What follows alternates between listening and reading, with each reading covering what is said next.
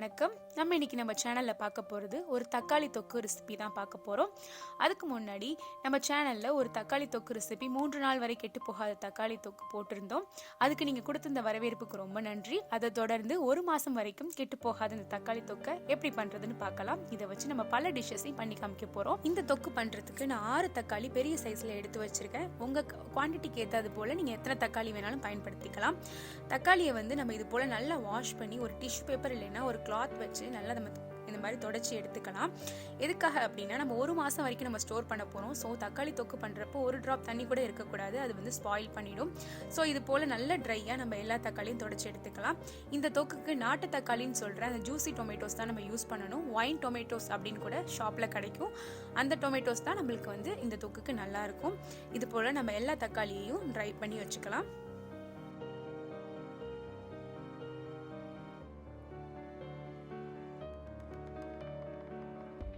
நம்ம எடுத்து வச்சிருக்க தக்காளியை நல்லா ஃபைனாக நறுக்கி எடுத்துக்கலாம். எவ்வளோ ஃபைனாக உங்களால் தக்காளி நறுக்க முடியுமோ அவ்வளோ ஃபைனாக நீங்கள் நறுக்கிக்கலாம். அந்த அளவுக்கு சீக்கிரமாக வெந்து போகும்.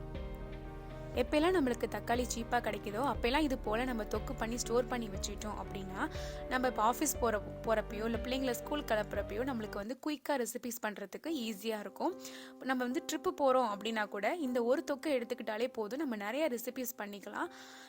ஸோ இது போல் எல்லா தக்காளியையும் நம்ம அரிஞ்சு எடுத்துக்கிட்டாச்சு. இதுக்கு மேலேயும் உங்களால் ஃபைனாக அறிய முடியும் அப்படின்னா தாராளமாக நீங்கள் அரிஞ்சு எடுத்துக்கலாம். நம்மளுக்கு ஈஸியாக இருக்கும் தக்காளி வேகிறதுக்கு.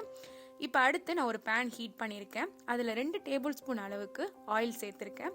ஆயில் ஹீட் ஆனோன்னு நம்ம நறுக்கி வச்சிருக்க தக்காளியை அது கூடவே ஆட் பண்ணிக்கலாம். தக்காளி வேகிறதுக்கு தேவையான அளவுக்கு 2 டேபிள் ஸ்பூன் எண்ணெய் இப்போ இந்த ஸ்டேஜில் ஊற்றினா போதும். ஸோ தக்காளி நல்லா மீடியமான ஃப்ளேமில் வெந்துட்டு இருக்கட்டும். இது கூடவே நம்ம புளி ஆட் பண்ண போகிறோம். ஸோ அதுக்கு தேவையான அளவுக்கு புளி நான் எடுத்து வச்சுருக்கேன். இந்த புளியில் இருக்கிற அந்த சீடு இல்லைன்னா ஓடு அதெல்லாம் இருந்துச்சுன்னா நம்ம க்ளீன் பண்ணி எடுத்துக்கலாம். அந்த மாதிரி க்ளீன் பண்ணி எடுக்கிறதுனால நம்ம தக்காளி கூட நல்லா இது பிளெண்ட் ஆகி வரத்துக்கு யூஸ்ஃபுல்லாக இருக்கும். ஸோ எல்லாத்தையுமே க்ளீன் பண்ணியாச்சு. இவ்வளோ அளவுக்கு தக்காளிக்கு இந்த அளவான புளி நான் எடுத்திருக்கேன். ஸோ இது எல்லாத்தையுமே க்ளீன் பண்ணி இப்போ நம்ம வெந்துட்டுருக்க அந்த தக்காளி கூட நம்ம இதை சேர்த்துடலாம். சேர்த்துட்டு ஒரு மீடியமான ஹீட்டில் வச்சு நம்ம இதை நல்லா வேக விடலாம்.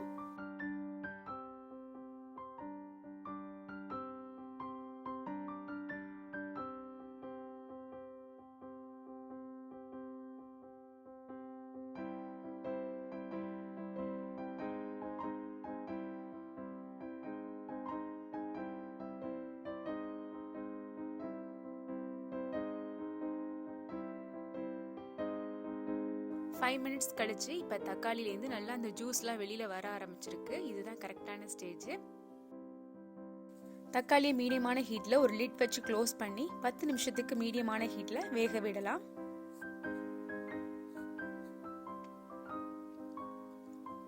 பத்து நிமிஷம் கழிச்சு நான் லிட்டை ஓப்பன் பண்ணி பார்க்குறேன். இப்போ ஓரளவுக்கு தக்காளி வெந்திருக்கு. தக்காளியோட ஜூஸ் எல்லாமே நல்லா வெளியில் வந்திருக்கு.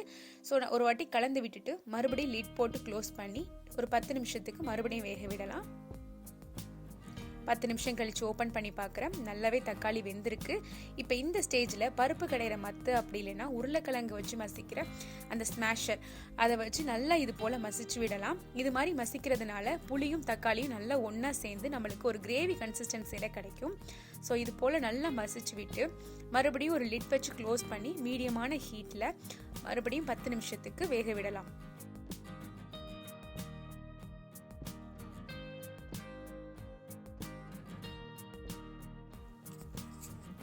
10 நிமிஷம் கழிச்சு லிட்டை ஓப்பன் பண்ணி பார்க்குறேன். நல்லாவே தக்காளி வெந்திருக்கு. இதுதான் கரெக்டான ஸ்டேஜ் நம்ம மசாலா ஆட் பண்ணுறதுக்கு. ரொம்ப ரொம்ப சிம்பிளான மசாலாஸ் தான் ஆட் பண்ண போகிறோம். அது என்னென்ன ஆட் பண்ணுறோங்கிறத 1 by 1 பார்க்கலாம். ஃபர்ஸ்ட் நான் வெறும் பிளைன் மிளகாத்தூள் ஆட் பண்ண போகிறேன். 3 டேபிள் ஸ்பூன் அளவுக்கு ஆட் பண்ணிக்கலாம். காரம் சாப்பிடுவீங்க அப்படின்னா இன்னும் கொஞ்சம் கூடுதலாகவே ஆட் பண்ணிக்கலாம். இது மீடியமான காரத்துக்கு கரெக்டாக இருக்கும். நம்ம மசாலா ஆட் பண்ண ஆரம்பிச்சிட்டாலே ஃப்ளேம் ரொம்ப ரொம்ப லோ ஃப்ளேமில் தான் இருக்கணும். ஏன்னா நம்ம மசாலா ஆட் பண்ணிட்டோம் அப்படின்னாலே தீ ஆரம்பிச்சிடும். ஸோ ரொம்ப லோ ஃப்ளேமில் வச்சு நம்ம இந்த மசாலாவை வேக விடலாம். அடுத்து ஒரு 1 டீஸ்பூன் அளவுக்கு வெந்தய பொடி ஆட் பண்ணிக்கலாம். இந்த வெந்தயம் நான் வறுத்து பொடி பண்ணி எடுத்திருக்கேன். 1 டீஸ்பூன் அளவுக்கு ஆட் பண்ணி அதையும் இது கூட சேர்த்து நம்ம வேக விடலாம். ரொம்ப ரொம்ப லோ ஃப்ளேமில் வச்சு நம்ம இந்த மசாலாவை வேக விடலாம்.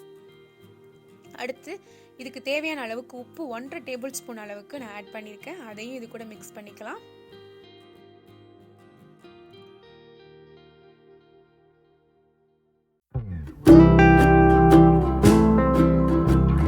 மசாலா கலந்ததுக்கு அப்புறமா ரொம்ப லோ ஃப்ளேமில் 15 நிமிஷம் இதை வேக விடலாம். லிட் போட்டு க்ளோஸ் பண்ணி வேக வைக்க வேண்டாம் இந்த ஸ்டேஜில். ஏன்னா அது வேர்த்துச்சு அப்படின்னா அந்த தண்ணி தொக்கில் ஆட் ஆகி அது வந்து தொக்கை கெடுத்துரும். ஸோ அதனால் நம்ம ஓப்பன்லேயே ஒரு 15 மினிட்ஸ் லோ ஃப்ளேமில் இந்த தொக்கை வேக வைக்கலாம்.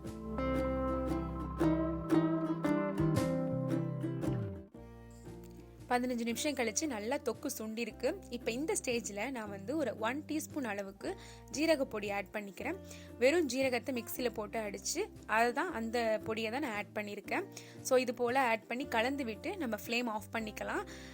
நம்ம தொக்கு ரெடி ஆகிடுச்சு. இதுக்கு ஒரு தாளிப்பு ரெடி பண்ண போகிறோம். தாளிக்கிறதுக்கு வேற ஒரு பேனை ஹீட் பண்ணி அதில் வந்து நம்ம எண்ணெய் சேர்த்துக்கலாம். இப்போ இந்த ஸ்டேஜில் தொக்குக்கு கொஞ்சம் கூடுதலாகவே எண்ணெய் சேர்த்துக்கலாம். ஏன்னா நம்ம 1 மாதம் வரைக்கும் ஸ்டோர் பண்ண போகிறதுனால கொஞ்சம் எண்ணெய் கூடுதலாக இருந்தால் கரெக்டாக இருக்கும். ஸோ இந்த அளவிலான எண்ணெயை ஊற்றி நம்ம சூடு பண்ணிக்கலாம்.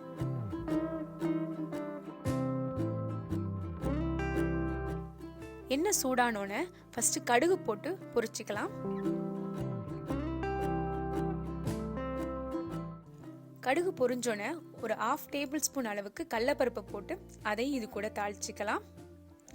அடுத்து ஒரு 1 டீஸ்பூன் அளவுக்கு ஜீரகத்தையும் அது கூட தாளிச்சிக்கலாம். அடுத்து கருவேப்பிலை கொஞ்சமும் காஞ்ச மிளகாவும் சேர்த்து நம்ம தாளிச்சிக்கலாம். இப்போ இந்த ஸ்டேஜில் நான் வந்து பூண்டை பாதி தோல் உரிக்காமல் இது போல் இடித்து வச்சுருக்கேன். அதையும் இது கூட சேர்த்து நம்ம அடுப்பை ஆஃப் பண்ணிக்கலாம். நம்மளோட தாளிப்பு இப்போ ரெடி ஆயிடுச்சு.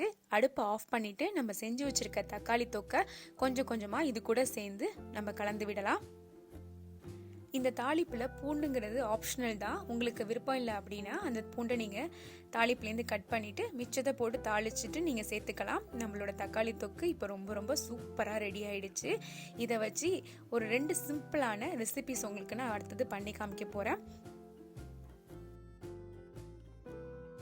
ஒன்று முட்டை வறுவல், இன்னொன்று பாவக்காய் வறுவல். ஃபஸ்ட்டு நம்ம பாவக்காய் வறுவல் பார்க்கலாம். அதுக்கு ஒரு பேனை ஹீட் பண்ணி 2 டேபிள் ஸ்பூன் அளவுக்கு எண்ணெயை சூடு பண்ணி வச்சுருக்கேன்.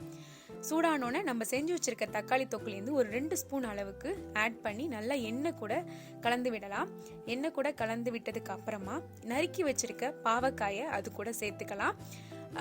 இந்த பாவக்காய் வறுவல் செய்கிறதுக்கு நம்ம பாவக்காய் கசக்கக்கூடாது அப்படின்னா இது போல் பாவக்காயில் உள்ள அந்த விதைகளை எடுத்துட்டு அப்புறமா நம்ம வறுவலில் சேர்த்தோம் அப்படின்னா பாவக்காய் வறுவல் வந்து கொஞ்சம் கசப்பு கம்மியாக இருக்கும்.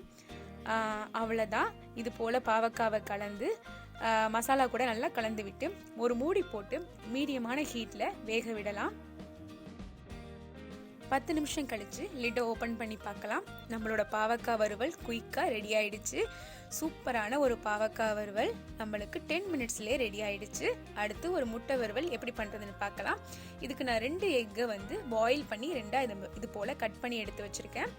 இதை வந்து ஒரு பேன் ஹீட் பண்ணி நம்ம செஞ்சு வச்சுருக்க மசாலாவை அது கூட நீங்கள் எடுத்துருக்க எக்கு குவான்டிட்டிக்கு அளவுக்கு சேர்த்துக்கோங்க. அதை எடுத்து இது போல் ஹீட்டான எண்ணெயில் நல்லா மிக்ஸ் பண்ணி விடலாம். நல்லா மசாலா ஆயிலோட பிளெண்ட் ஆனதுக்கு அப்புறமா நம்ம அடுத்து இது கூட எக்கை ஆட் பண்ணிக்கலாம்.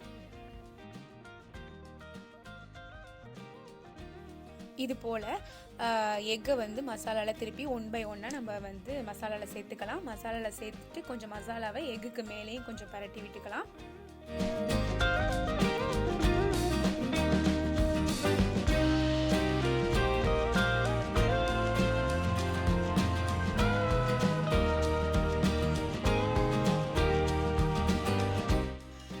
எக் ஃப்ரைங்கிறனால கொஞ்சமாக பெப்பர் பொடி போட்டு லிட் போட்டு க்ளோஸ் பண்ணி ஒரு 10 மினிட்ஸ் மீடியமான ஹீட்டில் வேக விடலாம்.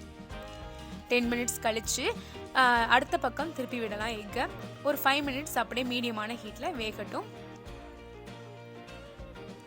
5 மினிட்ஸ் கழித்து நம்மளோட சூப்பரான சுவையான குயிக்கான எக் ஃப்ரை ரெடி ஆகிடுச்சு. இது போல் எல்லா வறுவலுமே இதே பேசிக்ஸ்லேயே நீங்கள் பண்ணலாம். அடுத்தது நான் உங்களுக்கு ஒரு சூப்பரான டொமேட்டோ ரைஸ் பண்ணி காமிக்க போகிறேன். நம்ம தொக்கை வச்சு தேவையான அளவுக்கு ரைஸ் எடுத்துக்கோங்க. நம்ம பண்ணி வச்சுருக்க தொக்கு ரைஸுக்கு ஏற்ற அளவுக்கு எடுத்து நல்லா இது போல் கலந்து விட்டிங்கன்னா ஒரு சூப்பரான சுட சுட குயிக்கான டொமேட்டோ ரைஸும் நம்மளுக்கு ரெடி ஆகிடுச்சு. அவ்வளோதாங்க. எவ்வளோ குயிக்காக வேலை முடிஞ்சிச்சுன்னு பார்த்தீங்களா? இந்த ஒரு தொக்கு இருந்துச்சுன்னா இது மட்டும் இல்லாமல் நம்ம தயிர் சாதத்து கூட ஊறுகாய் மாதிரியும் இதை தொட்டுக்கலாம். ஏன்னா நம்ம புளி ஆட் பண்ணியிருக்கனால ஊறுகாய் மாதிரி இதையும் தொட்டுக்கிட்டீங்க அப்படின்னா ரொம்ப ரொம்ப சூப்பராக இருக்கும். அது மட்டும் இல்லாமல் நீங்கள் இந்த தொக்கை தோசை, சப்பாத்தி, இட்லி கூட நீங்கள் சைட் டிஷ்ஷாக வச்சு தொட்டு சாப்பிட்லாம். ரொம்ப ரொம்ப சூப்பராக இருக்கும். நீங்கள் இந்த 2 வறுவல் மட்டும் இல்லாமல் நீங்கள் எந்த வறுவல் பண்ணினாலும் இதே பேசிக்ஸில் பண்ணீங்க அப்படின்னா ரொம்ப ரொம்ப சூப்பராக இருக்கும்.